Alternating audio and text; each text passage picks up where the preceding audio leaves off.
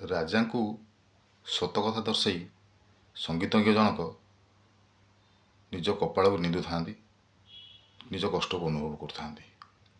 ଆସନ୍ତୁ କାହାଣୀଟି ଶୁଣିବା। କାହାଣୀଟିର ନାଁ ହେଉଛି ବେସୁରା ସଙ୍ଗୀତ। ଏ କାହାଣୀର ନାଁ ହେଉଛି ବେସୁରା ସଙ୍ଗୀତ। ଜଣେ ରାଜା ସଙ୍ଗୀତ ପ୍ରେମୀ ଥିଲେ।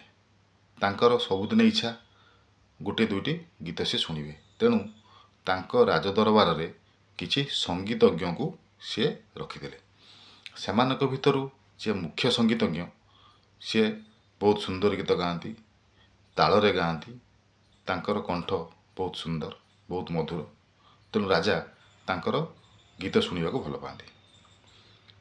ଗୀତ ଶୁଣି ରାଜାଙ୍କର ଇଚ୍ଛା ହୁଏ ସିଏ ବି ଗୀତ ଗାଆନ୍ତି।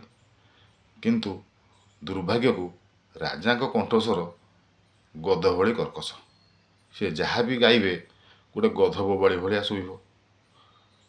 ତଥାପି ସେ କ'ଣ କରନ୍ତି, ରାଜ ସଙ୍ଗୀତଜ୍ଞ ଗୀତ ଗାଇ ସାରିଲା ପରେ ସିଏ ଗୋଟେ ଦୁଇଟି ଗୀତ ତାଙ୍କୁ ଶୁଣାନ୍ତି।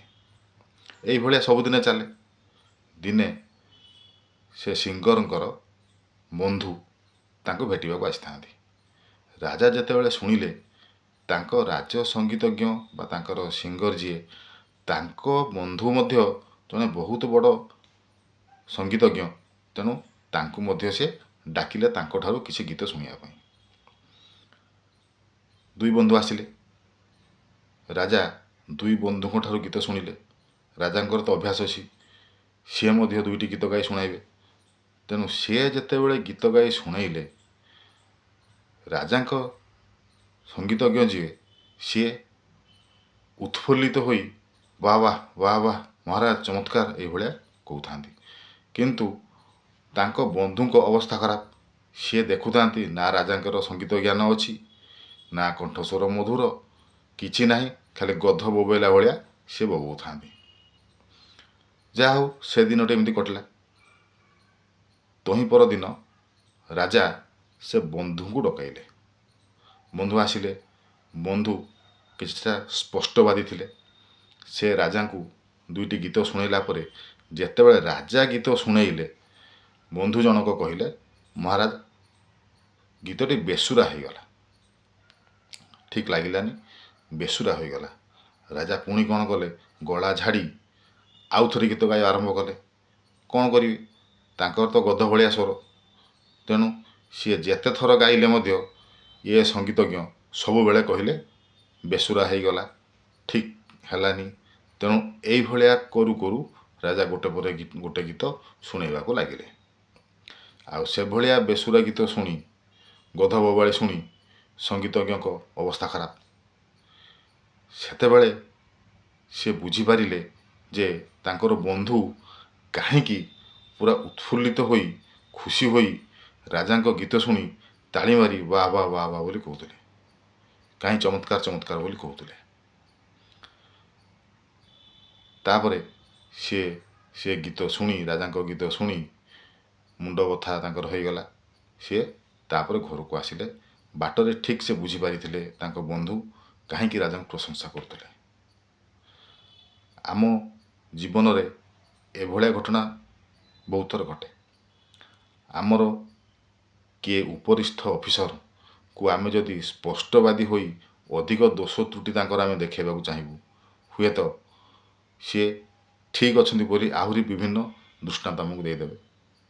ଆମେ ହଇରାଣରେ ପଡ଼ିଯିବୁ। ଆଉ କିଛି ବନ୍ଧୁ ଆମର ଥାଆନ୍ତି ଯେଉଁମାନେ ନିଜକୁ ସବୁ ଜାଣତା ବୋଲି ଭାବନ୍ତି। କିଛି ଜାଣିନଥିବେ, କୌଣସି ଟପିକ୍ ଉପରେ ତାଙ୍କର ଜ୍ଞାନ ନଥିବ, କିନ୍ତୁ ସେମାନେ ଭାବୁଥିବେ ସେମାନେ ସେ ବିଷୟରେ ବହୁତ କିଛି ଜାଣିଛନ୍ତି। ତେଣୁ ସେମାନେ ଆପଣଙ୍କୁ ବିଭିନ୍ନ ପ୍ରକାର ଉପଦେଶ ଦେଇ, ବିଭିନ୍ନ ପ୍ରକାରର ଆଲୋଚନା କରି ଆପଣଙ୍କୁ ସେଇ ଟପିକ୍ଟି ଶୁଣାଇବେ। ଆପଣଙ୍କର ସେ ବିଷୟରେ ଯେତେ ଜ୍ଞାନ ଥାଉ ପଛେ ସେମାନେ ଭାବିବେ ସେମାନେ ବହୁତ ଜାଣିଛନ୍ତି।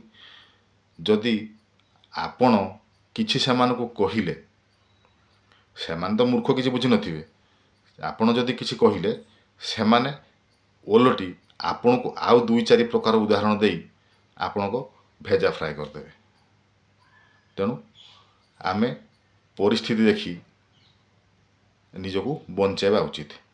ସେଦିନ ଯେମିତି ସେ ବନ୍ଧୁ ସିଙ୍ଗର ଜଣକ ଯଦି ରାଜାଙ୍କୁ କହିଥାନ୍ତେ ୱାଃ ୱାଃ ମହାରାଜ ବଢ଼ିଆ ଗୀତ ଗାଇଲେ, ତାହେଲେ ରାଜା ଖୁସି ହୋଇ ତାଙ୍କୁ କିଛି ଉପହାର ଦେଇଥାନ୍ତେ ଆଉ ଅଧିକ ଗୀତ ଗାଇନଥାନ୍ତେ।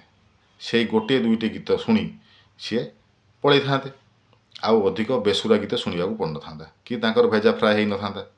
ତେଣୁ ଆମେ ସେମିତି ଆମ ଜୀବନରେ ଆସୁଥିବା ଏମିତି କିଛି ଅଯାଚିତ ବନ୍ଧୁଙ୍କୁ, ସବ୍ ଜାଣତା ବନ୍ଧୁଙ୍କୁ, ଯେଉଁମାନେ କିଛି ଜାଣିନଥିବେ କିନ୍ତୁ ଦେଖେଇ ହେଉଥିବେ ବହୁତ ଜାଣିଛନ୍ତି, ସେଇମାନଙ୍କୁ ଯଦି ଆମେ ତାଙ୍କର ଦୋଷ ତ୍ରୁଟି ଦେଖେଇବା ତାହେଲେ ସେମାନେ ଅଧିକ ଆମକୁ ବୁଝେଇବେ, ଆମ ଭେଜାଟି ଫ୍ରାଏ କରିବେ।